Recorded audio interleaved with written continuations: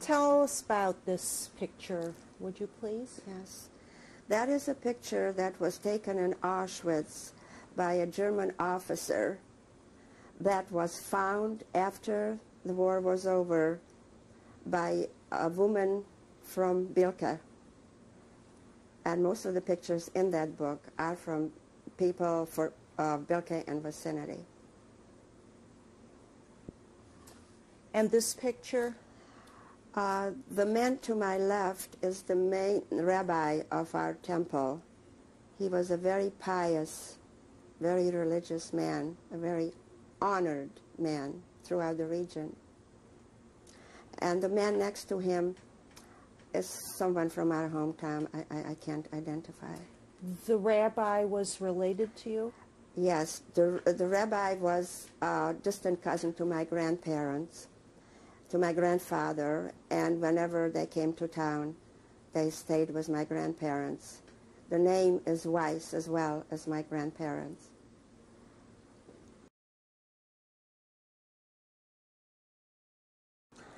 We had a beautiful synagogue. Actually, there were 3 synagogues altogether, but on the main street there was this one synagogue that we went to, and the rabbi was a distant relative of my grandfather's. So whenever his parents used to come in, and they were very religious, they used to stay with my grandparents. I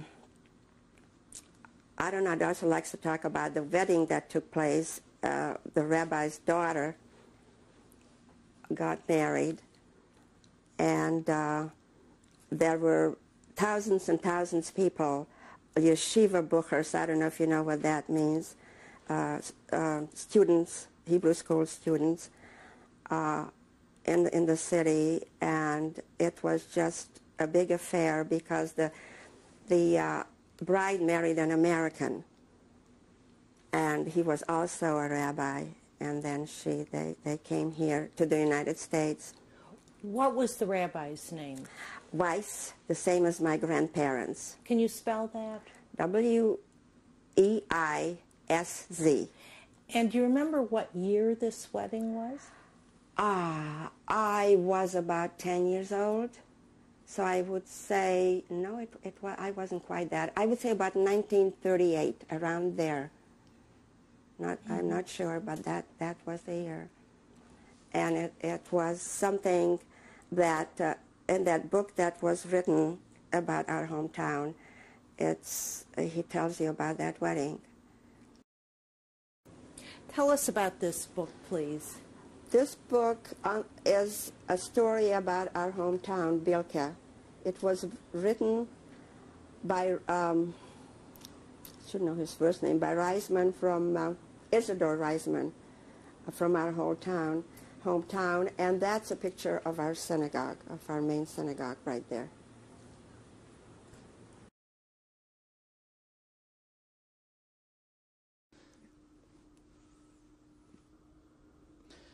Here we see a picture in this album, which was right in front when Lily Myers found it, of Rabbi Naftali Tzvi Weisz, Hashem Yidrosh Damo, may God take revenge on his blood.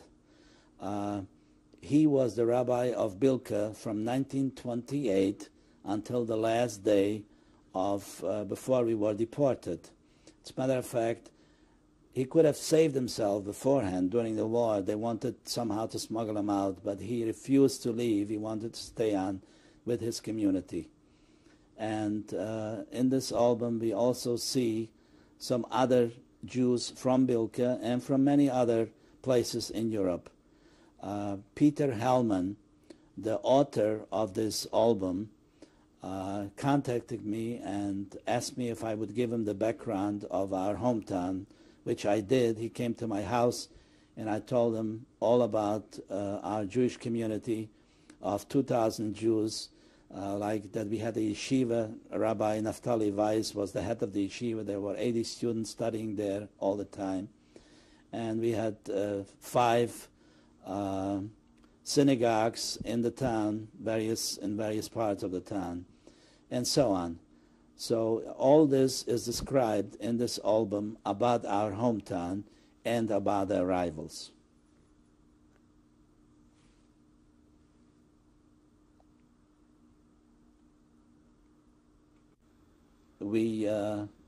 The next morning, the gendarmes went from house to house. They sealed up the house, and you left everything, and just enough to carry you took with you, and you stood in the synagogue yard. The family names were called out, and everybody started to march down the main street to the train station. And the non-Jews were standing on both sides, watching happily, that here they're getting rid of the Jews. And so we were taken to the train station, and there we were loaded into boxcars, between 80 and 100 in each car, pushed in by the gendarmes and the local police and others that helped them. And we traveled in this about 40 kilometers to the city called Berehovo, where they established a ghetto. The train rails went into this place. This used to be a brick factory, huge place that had roofs over a certain, but there were no walls, just roofs, and the 4 corners were like supporters.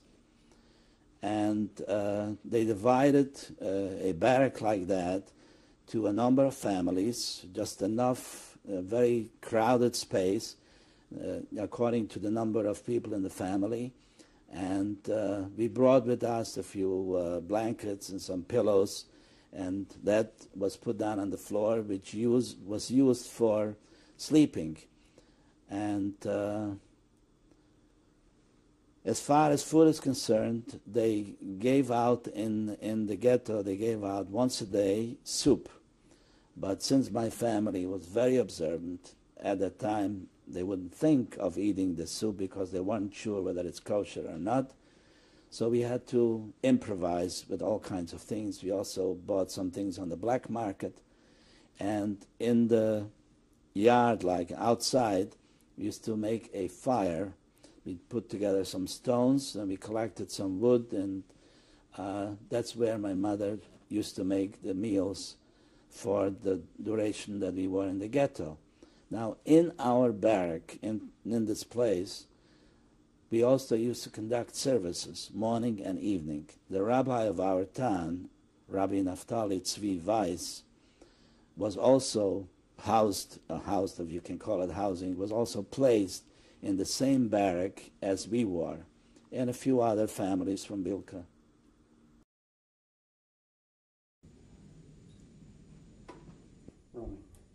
Tape 1, March 7th, 1997, interview with Ludwig Lazarevich. Was taken in Auschwitz in 1944.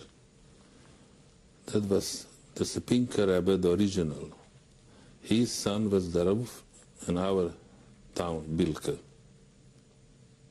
Is this the rabbi who blessed you? This is the rabbi who blessed me. Probably that's why my life, which I would like to, I believe.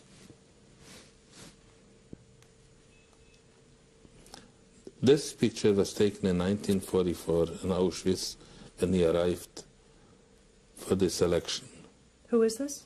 This picture, it shows our roof from Bilka, from the Sepinka Rabbi's son. What's his name? This roof, his name is Naftali, Arab Naftali. Thank you. Weisz. What the rabbi looked like, Naftali Tzvi. He was tall. Before Naftali came to Bilka, we had various of rabbis, and there was always machloikas. What's that?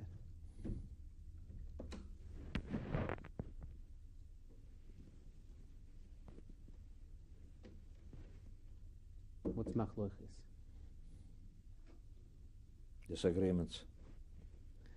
one was from a Polisher, one was a Hungarian, one didn't conduct the service the way traditional we used to do.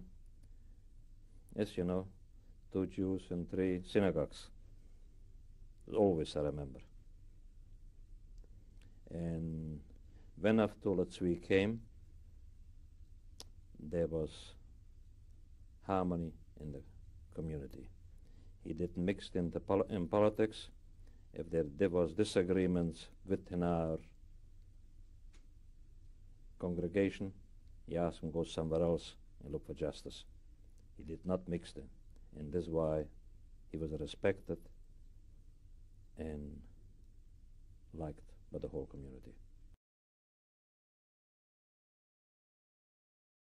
He was a son of a very famous rabbi, and I guess it was a big honor to study with him. What was his name? His name was Weisz. I'm not sure I'm pronouncing his name right.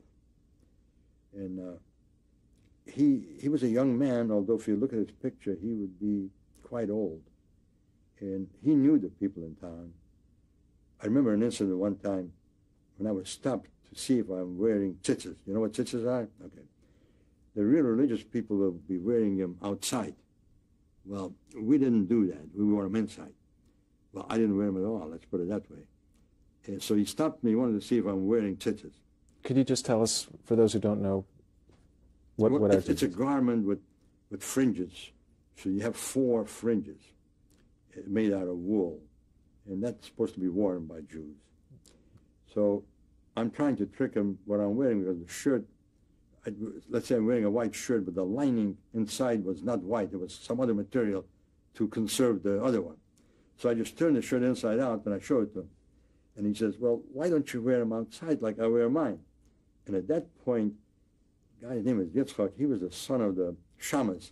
He said, Rabbi, that's not tzitzis, that's the lining of the shirt. So I tried to get away with a lie to the rabbi at that point, and I never forgave that guy. He lives in Cleveland right now. I saw him a few years back, and I told him, I'm never going to forgive you for that incident that you turned me in. So those are the kind of little things that was going on there. The rabbi, incidentally, had a brother living in New York, is also a rabbi. He was taken there because they wanted him, because people don't know around here, but he comes from a famous family, and I think from Serlish is the name of the town. And he was a very nice man, the rabbi. He was not a rabbi for a particular temple, you know. He was a rabbi for the community. And he held services in his own house that my father built, by the way, on our land. He was the only builder in town, I believe. And I don't believe he's ever paid for that. But he had the material, and so he did it anyway. And he'd come to our temple from time to time. But mostly he held services in his own little study with his religious followers. And how many people would come for something like that? To his services? Yeah. Oh, he'd probably accommodate 20, 30 people. It was a pretty good-sized study. And they'd have dinner there on Friday night. They ate together. You know, it was I think that religious people do that a lot like that. They no women, just men. I was there one time, and, you know, he passes out a little food from his plate. It was a big deal to see. And how big was the big temple? The temple, probably seat 300 people, 400 people. Was it often full? Oh, yes. It was full every Friday night, every Saturday. Even Saturday evening services would be quite a few people, because services would be held as soon as they had enough people together to hold service. And they had 2 rooms, so they would just alternate. They'd have maybe 4 services Saturday night. As soon as they get together enough people, they had services, and they go. And right next door was another temple, probably could seat 150, maybe 100. And then there was another temple in the mountains. I've never been there, but some people wouldn't travel Shabbos, so even walking was too far, so they had their own little temple in the mountains.